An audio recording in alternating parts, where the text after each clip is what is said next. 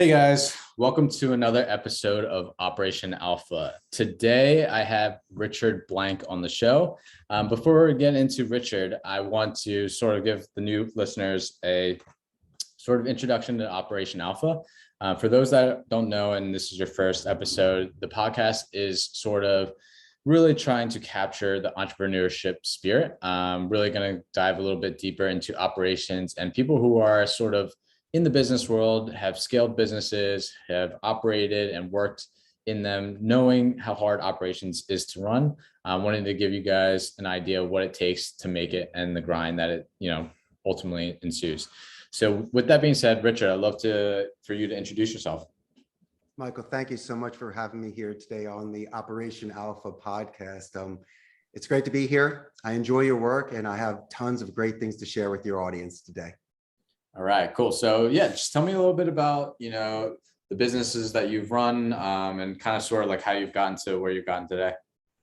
I'm almost a one-hit wonder. This is the first company I ever started. So I'm pretty much on my 14-year run here, but it goes back, and we spoke prior to this podcast episode that you're in Jersey and I'm a Philadelphia boy. So we're very familiar with the Northeast. When I graduated Abington High School back in 1991, I chose to become a Spanish major at the University of Arizona. I also chose to be a communication major as well, to study public speaking, rhetoric, and nonverbal communication. Mm-hmm.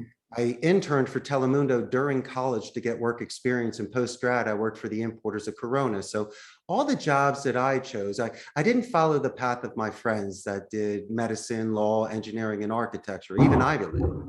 I was more of a dreamer and a risk taker. And so post-grad, I was working in jobs that involved Spanish promotions, public relations, and sales. And at 27, I had the opportunity to come to Costa Rica for just a couple months because a friend of mine owned a call center. And I decided to take it. And 2 months turned into 4 years. I put my stuff in storage, worked at the call center, and it was really my graduate school, if you think about it. And then in my mid-30s, I felt I was mature enough and had impulse control that I was ready to throw my hat in the ring and start a company. So in essence, my friend, I've been in the business for 22 years. And I started my own call center 14 years ago. And we currently have 150 seats. And this is where we are today. Nice. So that's impressive. I know that a lot of people probably have never, ever talked to someone who actually runs a call center. So, it's kind of crazy. It's like we've probably all interacted with someone at a call center. Generally, it's people, in India or maybe Southeast Asia. So I'm curious how Costa Rica fits into this landscape. That's an extremely intelligent question. You're maybe referring more towards offshore BPO compared to nearshore, which is North proxemics of the United States. And a lot of your audience have seen movies like Boiler Room, Glengarry, Glen Ross, and some call center environments are like that. But a lot of it has to depend on the vertical and the profile of the agent. And so in Costa Rica, we're exceptionally competitive because of the language capacity, bilingual English, Spanish, also close to the United States. We're able to scale here because of our labor force. We have a 95% literacy rate and a democratic society with an amazing infrastructure. But Amazon is here. HP, Intel, and Oracle are here. So, Michael, they're snatching up a lot of the entry-level staff, which is fine, because once again, they're training these individuals and there is an attrition. But in order for me to scale my business, I have to bring in some people that might be bilingual, college educated, but no experience in a call center. And so it's extremely important for me to onboard them properly with all of the resources. So it reduces any sort of fear that they have. And also check this out. By becoming bilingual is 10 times harder than any job that they're about to do with me. So I have to put that sort of priorities into perceptive where they're able to realize that they are capable of doing this job. And so once I can start with that and mold them without any bad habits, it's extremely easy to onboard and get somebody up to speed using the call center equipment and making calls. So what are the type of customers that are, sort of would need to utilize a call center like yourself?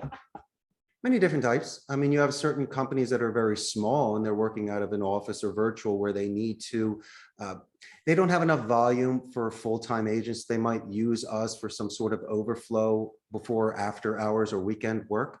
A lot of times they'd like to use us to be able to compare apples, because if you have 6 people working in your office manual dialing compared to the infrastructure and resources we have with a predictive dialer, quality assurance department, redundancy in regards to internet connection, a backup generator so we don't go down with electricity, and immediate IT support, those things alone will just increase your chance of being stable and being able to fulfill an entire day.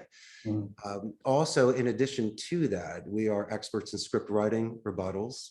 Mm. And as I was mentioning before, a lot of the clients come to me with the ambition, they just don't have the experience. And it's my pleasure to be able to share with them all of the different resources and things that we have here in order to enhance their skills. But, and also a lot of companies in the United States, because of the costs, things are going up in the States. We could be considered about 70% of what people earn in the States. Mm. But once again, in the United States, a lot of people see telemarketing as, you know, a transitional type of job. In Costa Rica, Michael, these jobs pay more than most vocations. I Mm. have people here, if they're very skilled on the phone, can actually earn more than a doctor and then an attorney. So we have some people that are brilliant that are working at the call center. Mm. Wow, that's crazy. So are you talking about call centers as in terms of the sales side or more the service and like help side? Wonderful. In fact, let me give you the bottom to the top. You can start with non-voice omni-channel support, which is just pure chat, Mhm. email template support. Then you can go to inbound customer support. You can have back office support where people are assisting companies. We do customer support, lead generation, appointment setting, and then the top level would be sales. We don't really mess too much with technical support because HP, they're masters in that. And if anything, we do just simple level 1 support. So Mhm. people don't need to have any sort of certain computer degrees to be able to take those positions. This is 1 or 2 weeks worth of training. But Mhm. we're selective of the campaigns. Michael, this is a very strict Catholic country. So I could always fulfill the client's needs. The question is, can I fill the agent's needs? And Mhm. so I want to make sure that they can go home and tell their parents what they do for a living. So besides wanting to grow, I believe that I turn down more campaigns that I accept coming into the center. Wow, so that's impressive. A lot of people, I will say, I think anyone in entrepreneurship has probably met people who have either have just taken more business, and it might not have been the right business at the time to take, could have been, but needed to do for money. So I'd love to dive a little bit deeper into maybe the decisions that you've made of like why you decided to turn down stuff, and like how you decide to turn down stuff, and like sort of what is the thought there, and like how do you build that kind of mentality? I think the first thing is that the client needs to have respect for the Costa Rican labor laws. They Mhm. might not understand it, and it's my pleasure to walk them through it, but a lot of the things that are done in the States cannot be done here legally. And I don't want to try to bend the rules when I'm following the rules. That's number one.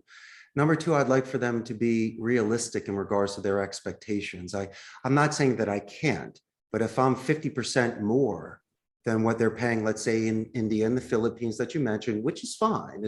I like friendly competition.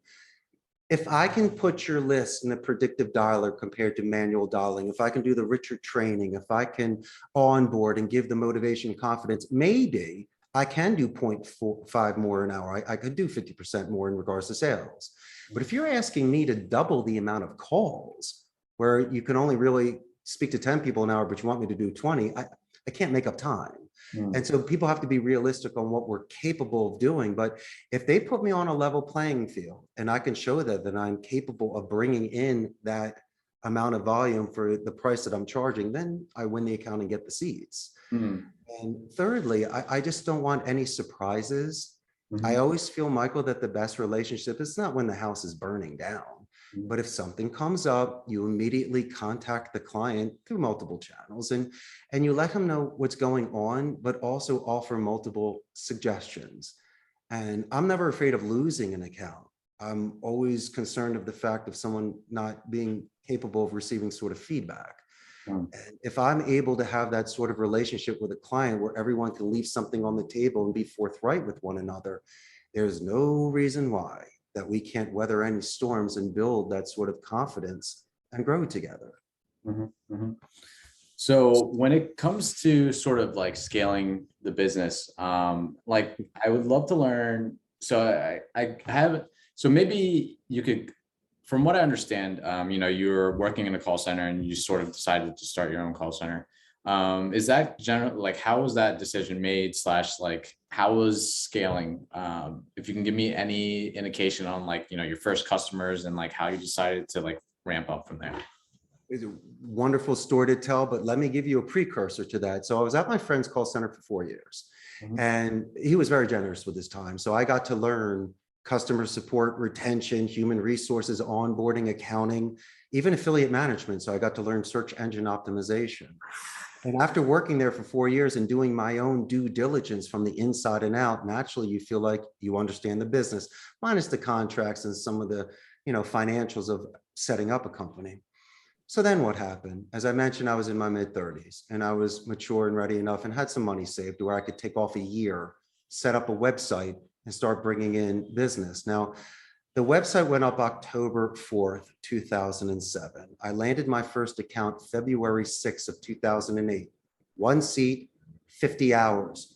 What do? I'm literally working out of my home.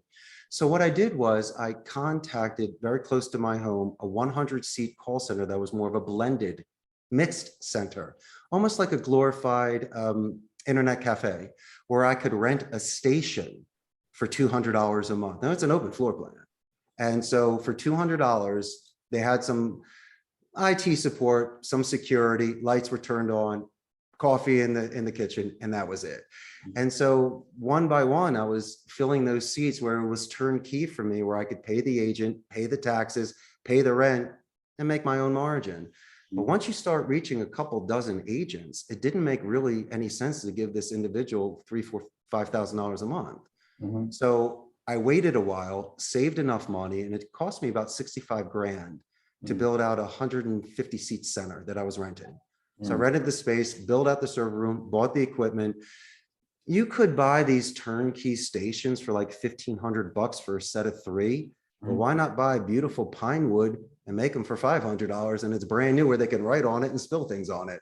And so I made beautiful wood furniture, but bought the chairs, the computers, the shebang, but I was able to save, you know, at least $30,000 just on that furniture.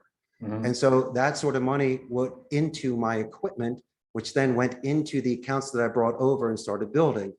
6 years later, I'd saved enough money to build a 300-seat, 3-floor center that I just moved all my equipment on, built additional equipment, upgraded my furniture. And now you're seeing behind me the 1958 bricks of my building. Yeah, and beautiful. It's slow and steady. My grandparents taught me something. They said, if you can't pay for it in cash, don't do it. Now, a lot of my financial friends and consultants said, Richard, why didn't you take a loan out? You could have grown quicker. But you were mentioning something earlier. I mean, the ups and downs of business and possibly going out of business. I lost my largest account in 2010. So I went from like 89 seats down to 4. And I learned a huge lesson not to put all my eggs in one basket, but I also learned a great lesson. The fact that I was saving my money for so long meant that I didn't almost go out of business. I lost an account, but I had enough money where it sustained me for at least 6 months till I could build the seats back again. And I didn't have to ask anybody for a loan, and I wasn't worried at night. I had plenty of acorns to weather the winter. And so any advice I could give to a CEO is, yes, if you're being successful, buy some Rockolas, go out and enjoy dinners and treat yourself. But you'd be very foolish not to put money aside just in case something happens in business, because a run is what you call a run. They eventually end. It could be 1 day, it could be 14 years. And at the stage that I'm at right now, I'm at a certain financial level where I'm very comfortable, where I own my building. We have plenty of reserves. Your friend can sleep at night. And so being a CEO, I'm not walking around the office stressed, knowing that if I lose an account, they're going to turn my lights off. No, I don't need to beg and Yeah. I don't need to do things unethically in order to keep business. So it's these sort of old school teachings that came from my family, Mhm. because my great grandparents were entrepreneurs that came from Europe. My grandparents, my father, everyone was an entrepreneur. So it's in our family. And the Mhm. one thing that was passed down from generation to generation is cash. Mhm. As long as you got the cash and no credit, no loans, no mortgages, you're going to do just fine. Yeah. Mhm. I mean, honestly, that's one topic that I love that actually hasn't been brought up too much. Is that what's crazy is I recently, I don't know if for the people who listen to the show, I'm huge fans of the All In podcast, and this is where I got it from. I'm not sure if you know who they are. Have you ever listened to them at all? Sounds familiar. Okay.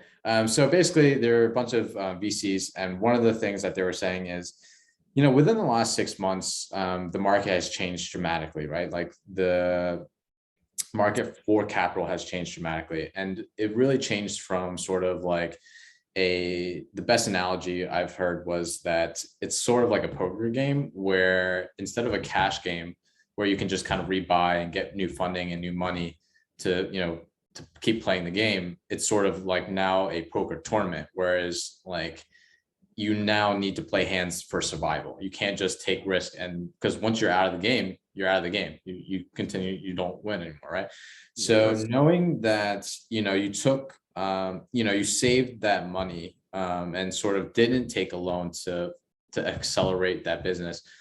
I think that's one of the most fascinating things is that it goes against what a lot of founders are doing, like have done in the past, couple number of decades, maybe years, is that I also sort of agree with that, is that, the best businesses, in my opinion, are run on that cash level of like, hey, if you have cash, let's, use that efficiently, and I think it teaches you to be a different CEO slash kind of how that works.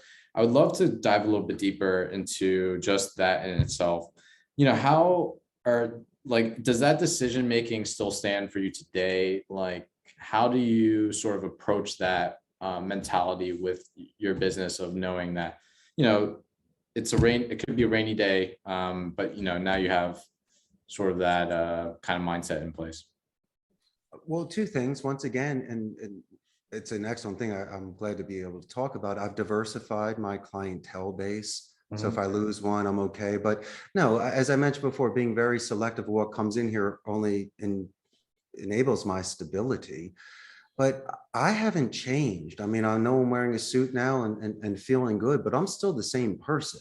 Mhm. Maybe it's something people expect me to drive a fancier car and to wear a Rolex and to be eating lobster every day. And I'd like to do that. Mhm. But, I'm going to tell you something. When you move outside of the United States, Michael, there's a lot of things that we treasure and hold dear in the United States or hold to high esteem that really doesn't have much value. Mhm. And so here it's more of your essence. And to me, instead of seeing how much money I'm making, I'm really more focused on how many families can I feed. So I'm a spiritual guy. I sometimes believe that stars can be aligned for people. And the Mhm. fact that I'm tripling down on myself from my education to this first business that I started in this career, I realized that, and even being with you here today, Mhm. things like this are natural. And Mhm. so I don't have that sort of fear that I would have had or apprehension in my early 20s. I'm more learned now. I'm more seasoned. I'm a bald man now. So I have that sort of wisdom. Sure. And priorities are important. If you lose your head, you start yelling at people, it could only escalate. If you're calm and cool and sometimes even laugh at it because it's at the end of the day, it's not that bad. You can solve it. Just take a breath. Sure. Those are the sort of, and also check this out. I surrounded myself with winners. I didn't bring in outside consultants. My supervisors, my chief technical officer, my general manager, these individuals have been with me over a decade. Mhm. They started off as freshmen on like a 5-seater campaign, but through the years, we've grown together. And the last thing I would do is to bring in some outside expert, unless it's a super specialist for the server room. But if we're talking about people that are going to be managing 50 people, I want someone that not only understands this culture, but contributed to the culture. and wears our stripes well and has coffee with me in the morning and plays pinball with the agents. And so unless they're willing to, once again, build on our culture of empathy, of synergy, and especially gamification with our pinball machines and game room, then that's why I feel comfortable in regards to my scalability, because if people don't quit, then I don't have attrition. If people are happy when they're here and work hard, I'm only going to grow the account and do better. So as much as I would love to teach you a financial tip and a trick or some sort of cracked code in regards to CEO, it's as basic and as simple as how you treat the people. You give them dignity, you know their name, Michael, you don't treat them like a robot or a number. And if you do things like that, they come back and your company grows. That's where the scalability and stability come from. Definitely. So I'd love to shift gears just a little bit. So when it comes to operations, operations is multifaceted. You have like purchasing of materials, you have manufacturing, sales, legal, finance, marketing, list goes on, right? Like the list of that actually falls under a CEO being, in control of all those types of things. How do you sort of approach, what do you love about the operations aspect of it? Like, what are the things that you gravitate towards, and why / like, how do you sort of manage the other parts? What I love most about my industry is that there's a lot of resources out there. For an example, there could be very large call centers that downsize, and what they're doing is giving away exactly what I need. I'm not a specialist job where there's one tool I got to order from overseas to send here. If a computer goes down, I can have a brand new computer for a fraction, or a used computer for a fraction of the price that could be in here. So my resources are in abundance. I will never be short of something. That's number one. But here's the thing. If I show up at the store, I've seen people charge a little bit more just because maybe I'm from the North America or they believe I have more money. So I do need certain people to negotiate for me or represent me so they can, let's just say, get the local price. And that's okay. I understand the rules. And so it's important for me to trust individuals at my company. I don't give them a checkbook or a credit card, but these individuals are negotiating for me on my behalf. And I have to take their word for it at the end that they've done their homework and I'm getting the best price. And so those are some of the, not challenges that I have, but once again, Michael, I am a guest in this country. And as much as I'm fluent and I understand everything, you still do not have the home court advantage as you would if you grew up here. Interesting. And when it comes to sort of, your most epic wins, I would love to hear some of the success stories along the way that you hold true to your heart. Could be, that day where you had a big client, could be the day your first client, could be a day of like, I don't know, hiring some of the, like your best people. What are some of the, epic wins that you've been able to have so far? My first one's my first client, the gentleman that entrusted me enough to send me some money and start a campaign with me. And I still keep in touch with him to this day and let him know he's my number one. And it's more for me about the people. It's not about the clients or the money. I really get a kick out of somebody that can crack a code and get to another level and maybe have a coming of age moment where instead of absorbing, they start more contributing. How about this? Here's a great example. COVID hits, right? And chaos is in Costa Rica. We could only allow 50% of people here. People are going home. It was just all over the place. A lot of the people that I depended upon really and thought were going to step up to the plate disappointed me. So on the flip side, there were individuals that were new or just, on the side that really showed me leadership and loyalty and wanting to win. I couldn't be more grateful. And I also couldn't be more humble in regards to that. So really, it's about giving to the people, but also what I get in return. And what I've gotten in return here is a luxury trade and a beautiful life. And so for me, my greatest win, Michael, is being very true to my 18-year-old self in Philadelphia that said, hey, Richie, why don't we just go for a Spanish career and see where it goes?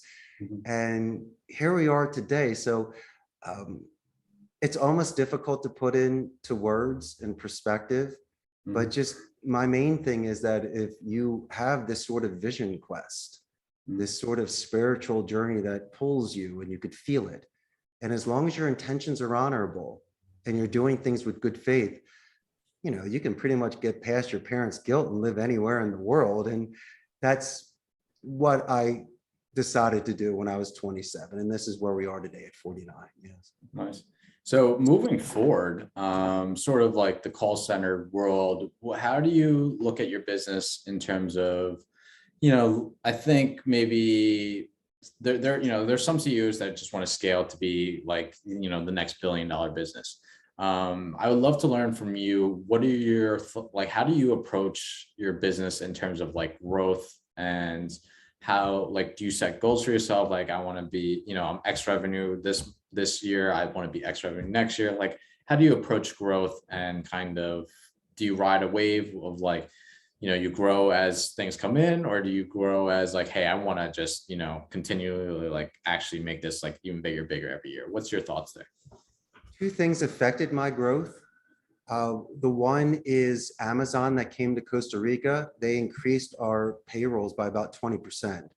I mean, if they're the largest and they can pay more, we had to raise our rates, which meant that we were less competitive price wise with offshore call centers in India and the Philippines. So that affected a lot of my business in the last 3 years when we had to raise our rates. The second thing is, putting rates aside, I would prefer that for scalability that clients judge me on merit. As I mentioned before, if the metrics aren't there and I can't 0.5 an hour or something, it doesn't make sense to work with me.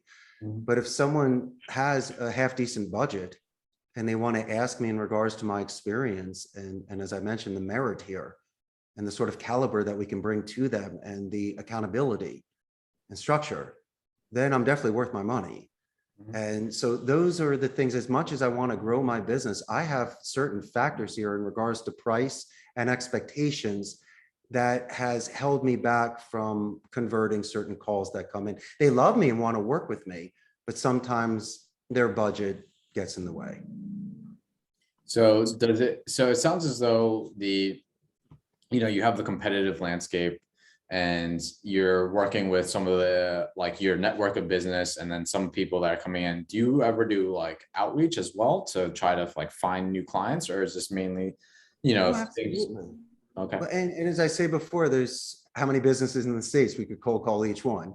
But we're very selective on the outreach that we do. We do more, as you were mentioning, of networking and marketing. But I'm very heavy with search engine optimization. So I've written a lot of articles, and we're probably the #1 site here in Costa Rica in regards to BPO, telemarketing, call centers here. And so if anybody attempts to look up nearshore, Central America, or even Costa Rica BPO, we got them. And I have plenty of business that comes in. I don't know if I would want to scale between 150 to 1,000 agents tomorrow. I would take it. I would do it. I would bring in a lot of people. Would it be a comfortable level for me? Maybe not. Because as I mentioned before, we're only as good as our stability. And unless I can ensure a 1 to 10 or 1 to 15 supervisor to agent ratio, so I'd have to be hiring 10 to 15 amazing supervisors off the bat for the 1,000. That would be my challenge. That's where I would see it. Yeah, I'm telling. Okay, so we're gonna talk about, I love this question, and it's more or less, what do you know about something in the world that, a lot of the general population just doesn't know? It could be something that is within the call center arena of like, hey, this is what's coming down in this type of environment slash business. Could be something else in your personal life. What's something that you would think about? I can share what our experiences were with the work from home agents and in regards to their performances. I believe that they are hitting their numbers and they're doing well, but I've also seen they feel isolated and distant. And a lot of the friendships that were built here aren't as close as they once were. Mhm. because there was a lot of sort of, as I mentioned, there was a culture that we had here of popcorn Fridays, eating pizza in the game room. People would go out after work, after a shift. Mhm. And so a lot of our essence as a call center was the brick and mortar, Mhm. was the walking the rows, and was building that sort of teamwork together. So what we've lost is some of that on-site training and culture building. So a lot of the scaling we do is really just virtual agents that really haven't even met us. And Mhm. it's a shame. I mean, they're great employees, nice people, and we say hello, but there's a huge difference of Mhm. sitting next to somebody for a period of time and Mhm. feeding off of that energy. And if someone has a good call, to slap them five. So my industry has adjusted and adapted, and they don't travel as much. They save money. They're at home with their family. But every CEO of a call center will say that you have lost that sort of feeling that we have, because a lot of companies, people don't know each other and they don't talk. But Mhm. it's very interesting in an environment where people, all they do is talk. They're very social. Yeah. And it was very important for me, Michael, to use this happy medium of the game room. I'll give you an example. Let's say it's Monday morning at 7 a.m. You have a class for a brand new campaign. Class really doesn't start till 7:30. From 7 to 7:30, the 15 agents are in the game room with me and their supervisor, meeting each other, playing Pac-Man, having fun. Mhm. So when they go into the training room, they're warmed up, everyone knows everybody, and we start strong. Mhm. And without giving away my business model, I really were focusing on the agents Mhm. and building that sort of rapport and relationship. And I do my best virtually, Mhm. but I will say this, it's almost like having one arm tied behind your back. Yeah. You know, it's funny that you mentioned that. I think that a lot of people can relate. And they sort of forget because it's sort of like the new normal, right? Where it's, people are remote, and then it's just hard to quantify, right? What that feeling of pizza after work and beers after work really means and matters. I can say this off of my first experience. It's crazy because I've worked in a tech startup where essentially didn't meet anyone for over a year. And then I met people in person. I was like, wow, like you are completely different than what I imagined. And Yeah. it's weird to know that, because I was like, oh, I've been working with you for a year. And then within a couple minutes of meeting, there was a whole shift in the terms of like our comfortability / our relationship. And so I can definitely I definitely understand a little bit about that. And even my most recent job, like, they had us all for an offsite, and, just meeting people in general just skyrocketed that trust, that familiarity, that ability to answer and ask questions.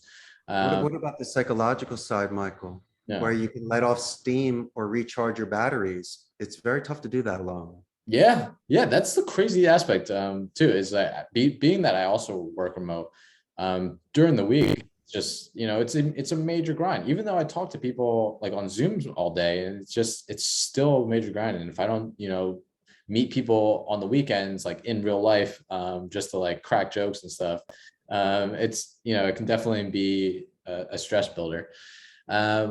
The last two questions I'd like to ask. One is, if you could meet anyone in the history of the world, who to meet and why? My hero and Okay. a master communicator, the late Helen Keller. I would have loved to have met Helen Keller, and on so many reasons, so many levels. And what would I ask this genius Mhm. of communication? First is I would love to see the different mediums of communication in which she communicated. Mhm. And if you look at the old photographs of Helen Keller, there were so many ways she would communicate, but one of them was reading lips. And so imagine her touching the lips of Eisenhower and Kennedy and Mm. Charles Chaplin and Mark Twain and Edison. And she inspired me because in the call center industry, Mhm. we lose three of our senses. We lose our taste, touch, and smell. Since Mhm. it's a controlled environment and the scientists say if you lose one of your senses, the others expand, you should be doing twice as much active listening. But then people say, we can't see anybody on the phone. And I say, Michael, quite the contrary. There's, books are better than the movies. You do know this, and imagination is wonderful. So I expect enhanced image streaming, so you could be more descriptive on the phone. And so why am I mentioning Helen Keller? Because this individual was able to communicate so many ways, was so effective, was such an influence. There's a Helen Keller Institute here in Desamparados, Costa Rica, for blind and deaf children. And so to me, communication is done through so many ways. Even a smile is universal. And since we are limited here, and I realized that certain senses were taken away, I wanted to study the genius, and I wanted to know why she was so effective. And I took her senses and reversed it to what we're doing here for just that sort of enhanced experience. I know I got a little deep there, but it's very important for me that Costa Ricans understand who this individual was in history, why there's an institute here, and why when you are limiting certain senses, other ones could be expanded. And so for me, and we don't have the time today, but I have mastered phonetic micro-expression reading to give you non-visual tell signs on the phone. Because you're a salesman, it's the perfect tell sign to ask a tie-down question or a confirmation question. And so these are some of the advanced soft skills that we go over on the phone to make the agents, Michael, more self-reliant and self-confident. So to answer your question, yes, sir. Miss Helen Keller, I would have loved to have spent as much time as she would have spent with me, and I just would have been in awe the entire time. Nice. That's a unique answer. I've in my entire history of asking that question to people, I've never gotten Helen Keller. And you never will again. Yeah, it's just really me. cool. You have a poster of her in the office. Yeah, that's super cool. I remember watching the movie about her back in the day, and just the type of people that can do that type of work. I like is immensely like powerful. Like the type of people who have that level of patience, that level of drive, that level of energy to not quit and be able to help others like that. I think it's really cool.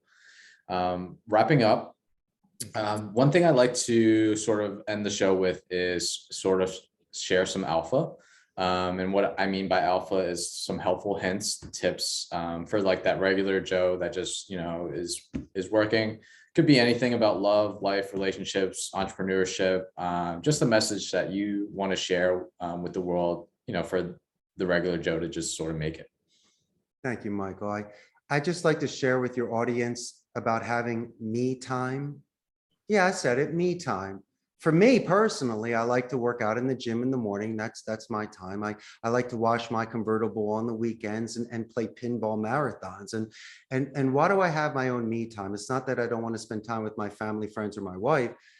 I need my moments. Now, I wish I had the structure and discipline to do Eastern meditation, but I don't. But I have other ways in which I can tap into certain centers of myself. And it's very important for me to be able to have those moments so I can put things in perspective. I can chill out for a minute. I can be extremely appreciative of what I'm doing at that moment, which is my pastime that I love, how I got there. And it almost prepares me for the week that's coming. And so if anybody needs to take a walk for a half an hour in the evenings, or I do really encourage working out. So that's the triple. You can really get so much out of that. But make sure to give yourself some time, because there's so much going on every day. Put the phone away, right? And just let your mind wander for a little bit. And you will see that that's very healthy for you. And when you let the dust settle sometimes and you review what was going, if it's conflict management or something else, you can sometimes fix things before you break things. Definitely. And that, my opinion, my good friend, is how I'd like to end today with my best advice. Cool. Well, there you guys have it. Me time. Make sure you take care of yourselves, because if you don't, you can't take care of anyone else. So thanks again for tuning in. Thanks, Richard, for joining, and look forward to seeing what is next for you guys.